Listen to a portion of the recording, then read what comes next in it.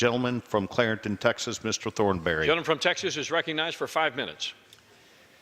Mr. Speaker, I appreciate the chairman yielding and rising in support of this rule, which will help give the House the flexibility it needs to deal with, to respond appropriately to whatever the Senate may be able to pass. I think it's important to remind everyone that the House has done our work. We passed every one of the appropriation bills before the fiscal year began in October. And on Thursday, we passed a bill to continue government funding until February 16th.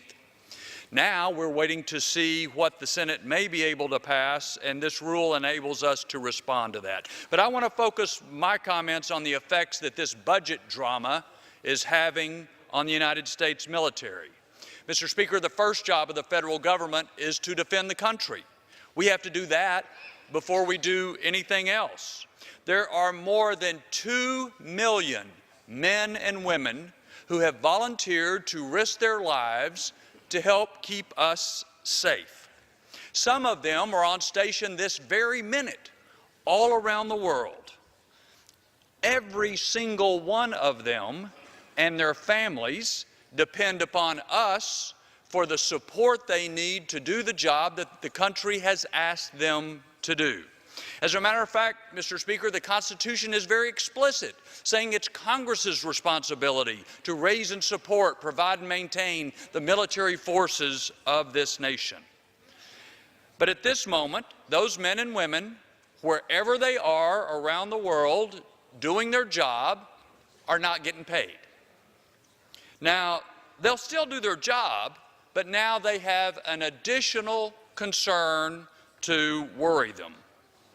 There's other consequences. All of the civilians who work at the Department of Defense are also not getting paid. On Monday, about half of them will be told not to come to work. The work on weapons maintenance activities largely will be stopped.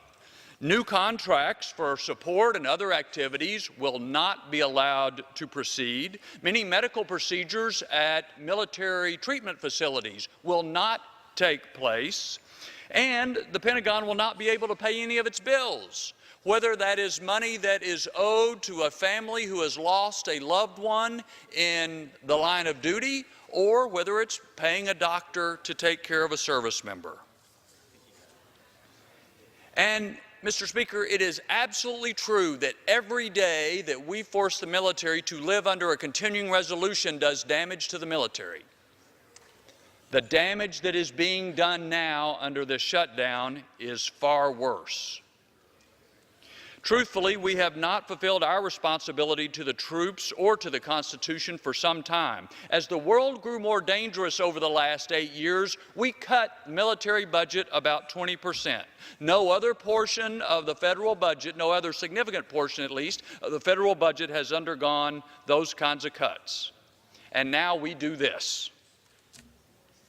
Mr. Speaker, there's an even more disturbing problem here. Too many people want to use our constitutional duty to the troops as leverage for some other issue. Most everybody on both sides of the Capitol agree we need to spend more on defense, and that's reflected in the votes we have had on defense issues over the past year. But some have now made actually spending that money that the troops need conditional on getting their way on some other extraneous, unrelated issue. Mr. Speaker, I'd suggest we ought to support the military funding on its own merits and not tie it to any other issue, and then we can look at those other issues on their own merits too.